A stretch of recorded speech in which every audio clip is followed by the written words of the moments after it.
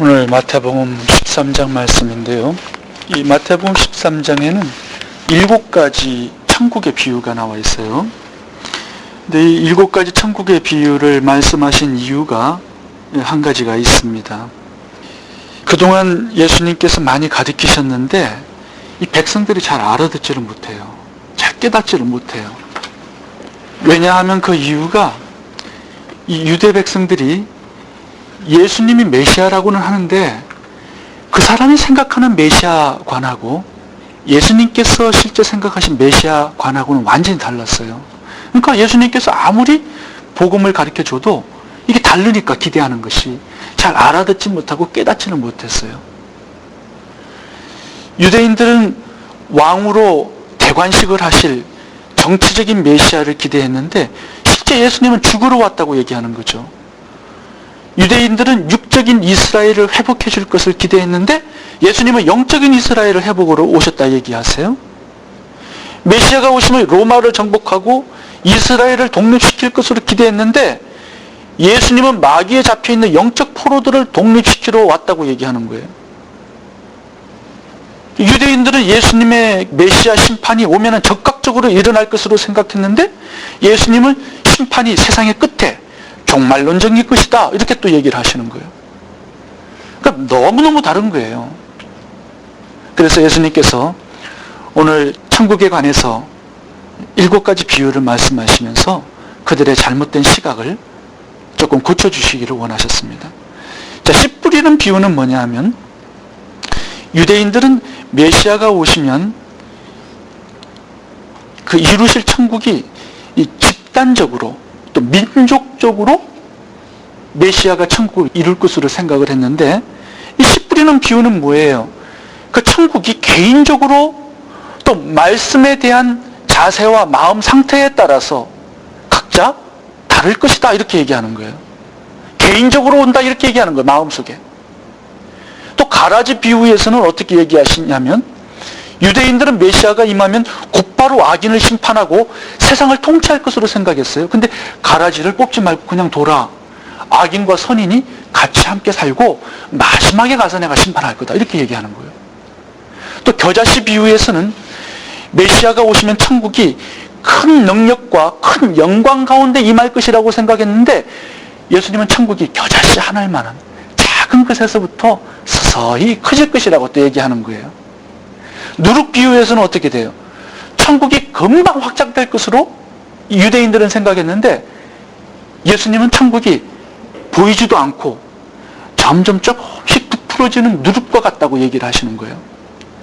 또 감추인 보화의 비유를 드시면서 유대인들은 이 천국이 대외적으로 눈에 볼 수 있게끔 이루어질 줄 알았어요. 근데 예수님은 감추어져 있다. 잘 찾지 못할 것이다. 이렇게 얘기하는 거예요. 값진 진주 비유에서는 메시아가 오시면 이렇게 값 있는 진주 같은 것을 줄 줄 알았어요. 근데 예수님께서는 뭐라고 그래요? 천국을 얻기 위해서는 모든 것을 다 팔아야 이것을 얻을 수 있다. 또 이렇게 얘기하는 거예요. 거물 비유에서도 마찬가지예요. 메시아가 오시면 초창기부터 악인하고 의인을 심판해서 분리시킬 것으로 얘기했는데 예수님은 마지막 심판 때 가서야 악인과 선한 사람을 분리시킬 것이다. 그러니까 완전하게 다른 개념으로 천국을 지금 이해시키려고 7가지의 비유의 말씀을 지금 강론하시는 것입니다. 자, 그러면 우리가 첫 번째 비유를 한번 보겠습니다. 씨 뿌리는 비유. 천국은 말씀에 대한 자세와 태도와 반응에 달려있다 이렇게 말씀하는 겁니다. 말씀에 대한 자세, 말씀에 대한 태도, 말씀에 대한 반응에 따라서 각자의 마음속의 천국이 이루어지는 거예요. 4종류의 사람이 있어요.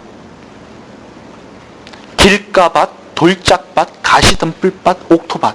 그러니까 4종류의 다양한 사람이 말씀에 대한 반응을 나타내는 거예요. 말씀은 동일해요. 근데 그 받는 사람들의 마음에 따라서 천국도 될 수 있고 지옥도 될 수 있고 구원과 심판이 여기에서 나누어진다는 것입니다. 구원받지 못하는 까닭은, 천국이 이루어지지 않는 까닭은 말씀을 받는 자의 태도에 문제가 있기 때문이다.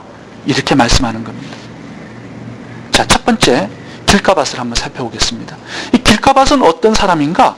말씀에 무관심하는 사람이에요. 말씀에 무관심한 신앙. 이 사람은 무관심해요.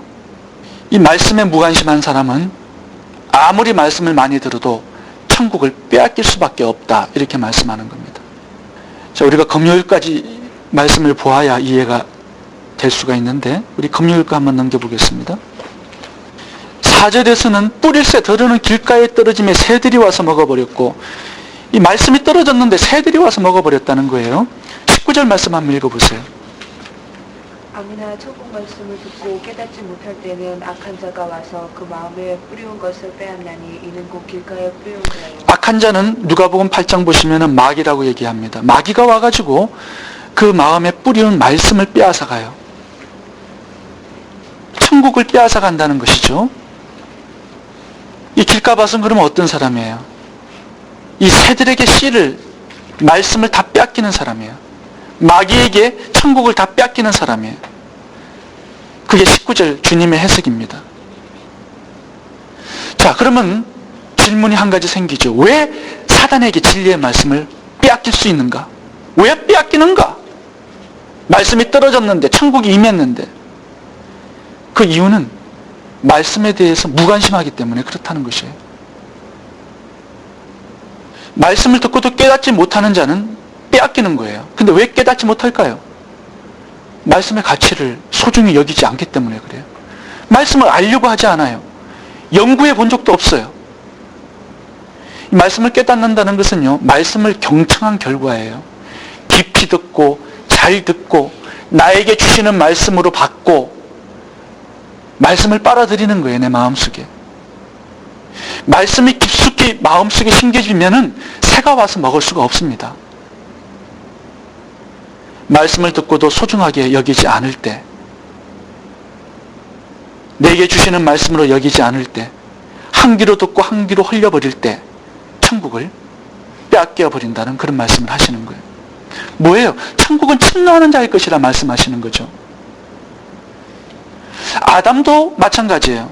에덴을 주었어요. 근데 빼앗겨버려요. 왜 그래요? 말씀을 빼앗겨버리니까 빼앗기는 거예요. 사울왕도 보시면 말씀을 버렸으므로 하나님이 왕을 버렸습니다. 이렇게 얘기합니다. 사무엘이. 천국은 말씀에 대한 자세예요. 말씀을 소홀히 대한다. 천국을 소홀히 대하는 거예요. 말씀을 버려버린다. 가치 없게. 천국을 그렇게 가치 없게 버리는 거예요. 우리가 베레아 사람들의 말씀 대하는 태도를 잘 배워야 됩니다. 사도행전 17장. 베레아 사람들은 데살로니가에 있는 사람들보다 더 신사적이어서 간절한 마음으로 말씀을 받고 이것이 그리한가 하여 날마다 성경을 상고함으로, 이것이 말씀을 대하는 바른 자세예요. 날마다 성경을 상고함으로. 또 다윗의 말씀 사랑을 우리가 배워야 됩니다. 내가 새벽전에 부르짖으며 주의 말씀을 바라싸우며 주의 말씀을 묵상하려고 내 눈이 야경이 깊기 전에 깨었나이다. 길가는요, 사람들이 밟고 다녀요. 말씀을 그렇게 무가치하게 바깥으로 내버려 두지 말라고 말씀하시는 거예요. 마귀가 와가지고 말씀을 빼앗아 갈 수 없도록 내 마음속 깊이, 내 영혼 속 깊이 말씀을 그렇게 담아두라는 얘기를 하시는 것입니다. 말씀을 가치 있게 여기세요. 말씀에 관심을 좀 가지세요. 묵상하세요. 암송하세요. 연구하세요. 다윗처럼 사랑하세요. 길가밧 신앙, 말씀에 무관심한 신앙입니다. 이 사람은 천국을 빼앗깁니다. 두 번째, 돌박 같은 사람이 있습니다. 이 사람은 감정주의 신앙이에요. 감정주의 신앙. 자, 5, 6절을 제가 읽겠습니다. 들은 흙이 얇은 돌밭에 떨어짐에 흙이 깊지 아니하므로 곧 싹이 나오나 해가 돋은 후에 타져서 뿌리가 없으므로 말랐고. 20절하고 21절 읽어보세요. 이게 해석입니다. 돌밭의 해석. 돌밭에 뿌리웠다는 것은 말씀을 듣고 즉시 기쁨으로 받되 그 속에 뿌리가 없어 잠시 견디다가 말씀을 인하여 환난이나 핍박이 일어나는 때에는 곧 넘어지는. 자, 여기서 감정적인 단어를 한번 줄쳐보세요. 감정적인 단어. 20절에 즉시, 기쁨으로 받되, 이게 감정적인 단어입니다. 21절도 봐보세요. 잠시 견디다가, 잠시. 쭉 넘어가서 핍박이 일어나는 때에는 곧, 이것도 감정적인 거예요. 즉시, 기쁨, 잠시, 곧. 이 단어들을 통하여서 길밭 신앙은 감정주의 신앙이라는 것을 우리가 생각해 볼 수가 있습니다. 감정주의 신앙의 문제는 뭐예요? 환난이나 핍박이 올 때, 이 외부적인 시험이 올 때 넘어진다는 것입니다. 이 감정은요, 필요해요. 그런데 의지와 결단이 빠져버린 그런 감정은 결국 외부적인 어려움이 올 때 말씀을 잘 지켜내지 못합니다. 감정 가지고는 절대로 신앙을 잘 지켜낼 수가 없습니다. 의지와 결단이 필요하고 때로는 단호한 의지적인 부분이 필요해요. 이 감정적인 신앙의 대표를 우리는 출애굽한 이스라엘 백성 속에서 볼 수가 있어요. 출애굽한 이스라엘 백성들은 이 피를 바르고 출애굽했어요. 그때 막 할렐루야 외치고 찬양하면서 갔습니다. 홍해 앞에 딱 오니까 이거는 놀렐루야로 바뀝니다. 할렐루야. 그래서 모세를 막 돌로 쳐 죽이려고 그래요. 하나님 원망불평하고. 근데 홍해 건너갔을 때 어때요? 그때 막 뿅가리 치고 막 찬양 부릅니다. 근데 조금 가다가 마라의 썸물 만나니까 또 하나님 원망불평하고 모세 돌로 치려고 그래요. 또 그냥 만나 내렸는데 만나 맛없다고 불평하고, 애굽에 그 고기와 부추, 마늘, 수박 이런 거 먹고 싶다고 얘기하고, 금세 마음이 막 바뀌어버립니다. 업앤다운이 심해요. 기뻐하고 잠시 곧 그러다가 넘어져요. 이런 부분이 돌짝밭의 신앙의 특징입니다. 감정적인 신앙. 흥분은 잘해요. 찬양도 잘해요. 그런데 의지와 결단이 없어요. 이거 힘들고 어려움이 와도 꿋꿋하게 이겨내는 그런 의지적인 신앙이 필요한데, 느낌 따라, 감정 따라, 기분 따라 그냥 막 업앤다운하고 살아요. 그러면 말씀을 빼앗겨 버린다는 것입니다. 어느 청년분이 직장 생활을 하다가 예수를 믿게 되었어요. 근데 한국에서는 직장 생활을 하게 되면 이 술자석이나 회식이나 나이트클럽도 같이 단체로 가야 되는 그런 사건들이 많이 생겨요. 이분이 이제 예수를 믿으니까 이제 거기 가지를 않으니까 왕따를 당하잖아요. 뒤에서 뭐 수근수근하고 이상한 얘기 들리고 그런 비난과 핍박과 모욕을 당하니까 이분이 조금 신앙생활 하다가 같이 또 어울리고 술자석으로 다 함께 동행하고 나이트클럽도 가고 그렇게 되어버린 거예요.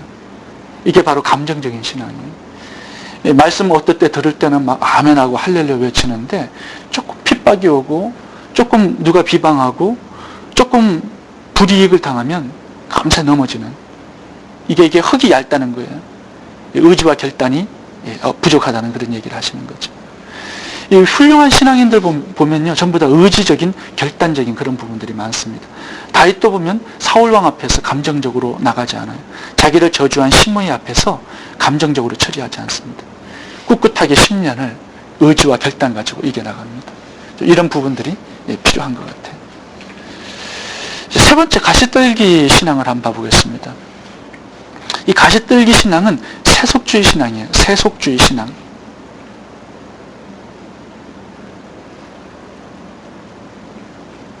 세속주의 신앙. 자, 7절 한번 읽어보세요. 더러는 가시떨기 위에 떨어짐에 가시가 자라서 기운을 막았고. 자, 이 부분에 대한 해석이 22절에 나옵니다. 한번 읽어보세요.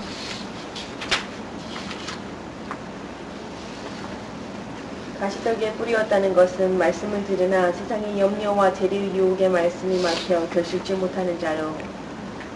자, 여기 보시면 기운을 막았고, 이 뜻은 목졸라 죽였다. 이 단어의 원어의 뜻이 매우 강한 단어입니다. 막혀, 이 단어는 완전히 질식시켰다 이 뜻입니다. 그러니까 생명을 죽이는 거예요. 자, 그러면 무엇이 이 말씀을 목졸라 죽이고 완전히 질식시키는 것일까요? 무엇이? 여기에 힌트를 주는 단어가 하나 있습니다. 세상의 염려와 재리의 유혹. 22절 말씀이에요. 이 세속주의 신앙이 바로 말씀을 목졸라 죽이고 말씀의 생명력을 죽여버리는 겁니다. 이 세상의 땅의 것을 욕심내는 이런 신앙. 위의 것을 찾고 하나님을 추구하는 그런 영적인 생활을 추구하는 인생을 살아가야 되는데 여전히 욕심이 많아요. 땅의 것에. 그러다 보면 넘어지게 돼 있다는 것입니다. 자, 여기 보시면 두 가지 단어가 나옵니다. 하나는 염려, 하나는 재리의 유혹. 재리는 돈이에요. 이 염려하고 유혹은 내면적인 거예요. 우리가 돌밭에서는 외부적인 핍박과 환란이 있었죠. 근데 오늘 가시떨기 신앙에서는 내면의 시험, 이 부분이 반드시 찾아온다는 것입니다. 세속주의 신앙에게서는. 우리가 신앙생활을 승리하면서 잘하기 위해서는 이 땅의 것을 욕심내는 요거 버려야 돼요. 요거 때문에 굉장히 유혹을 받고 미혹을 받고 사단의 속임수에 빠집니다.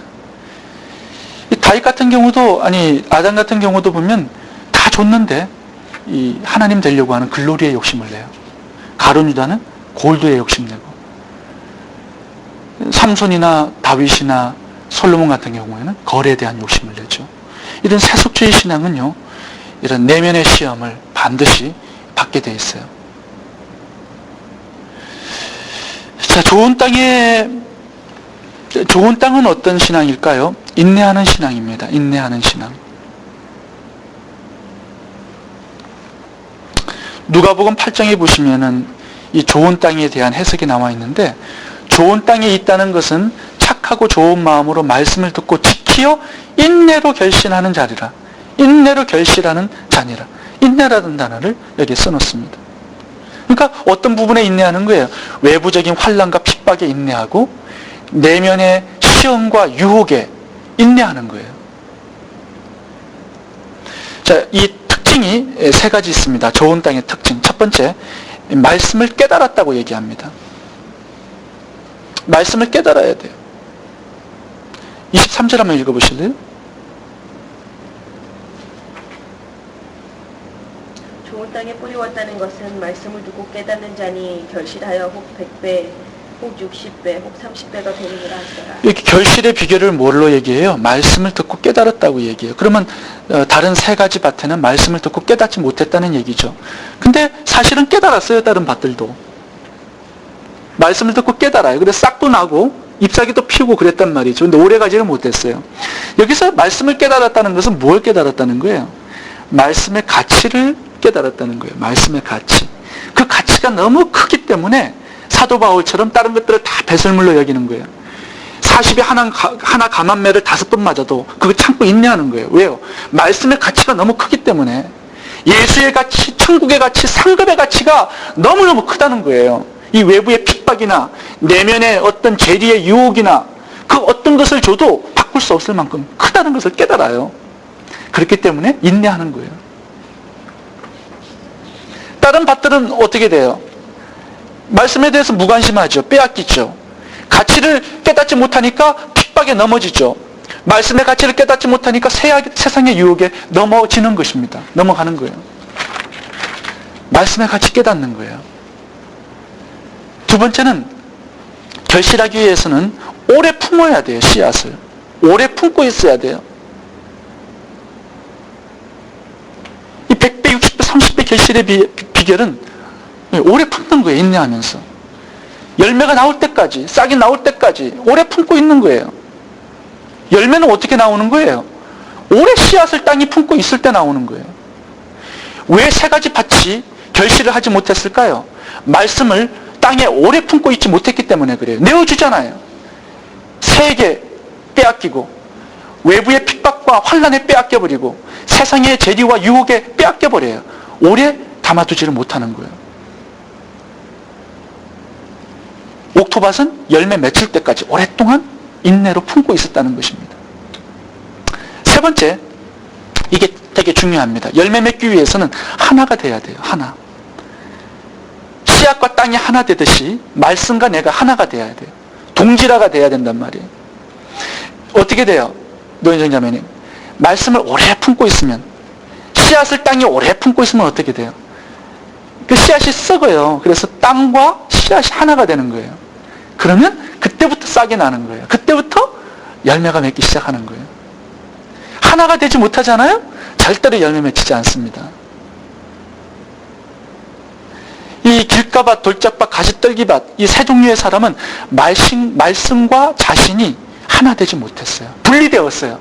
빼앗기고, 환난과 핍박에 빼앗기고, 세상의 유혹과 재리에 빼앗겨버려요. 하나가 되지 못하는 거예요. 하나님의 말씀이 내 속에 들어오면 그 말씀이 내 생각과 하나가 되는 거예요. 내 감정과 내 마음과 내 경험과 내 이성과 내 가치관과 내 인생의 목적과 내 꿈과 비전과 이게 하나로 동질화될 때 그때부터 열매가 맺기 시작하는 거예요. 내가 그 말씀 속에 없어지고 그 말씀은 내가 되고 나는 그 말씀이 될 때, 예수님이 내 안에 계시고 내가 예수 안에 있을 때, 그때는 무엇이든지 구하라고 말씀하세요. 다 주겠다고.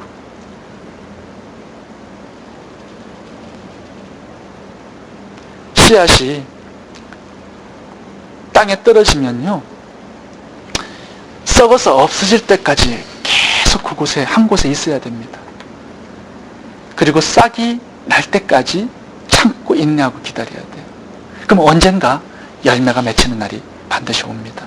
근데 그걸 못 기다리고 외부의 핍박과 환난 속에 또 마음의 어떤 유혹과 속임수 속에 이걸 빼앗겨버리면 텅 빈 인생 되는 거예요. 아무것도 열매를 맺지 못하고.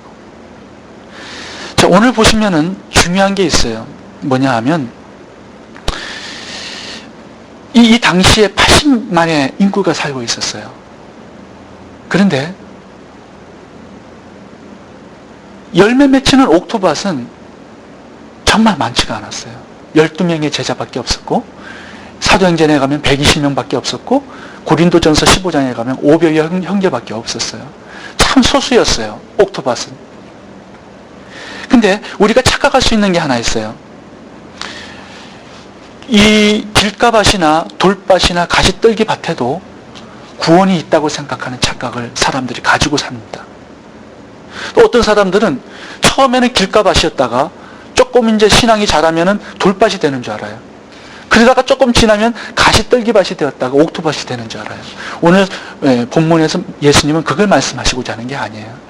이 세 가지 밭에는 구원이 없다는 것, 천국이 없다는 것을 지금 얘기하고 싶어 하시는 거예요. 침례 요한도 그랬고 예수님도 이렇게 말씀합니다. 열매가 없으면 찍어 불에 던지우게 된다는 말씀을 하십니다. 열매 맺기 위해서는 말씀의 가치를 잘 깨달아야 됩니다. 그 어떤 가치보다 크게 붙들어야 돼요. 두 번째는 말씀 속에 오래 머물러야 돼요. 그리고 말씀과 내가 하나가 돼야 됩니다. 그 속에서 열매를 맺히는 옥토밭 신앙이 되는 거예요. 기도하겠습니다.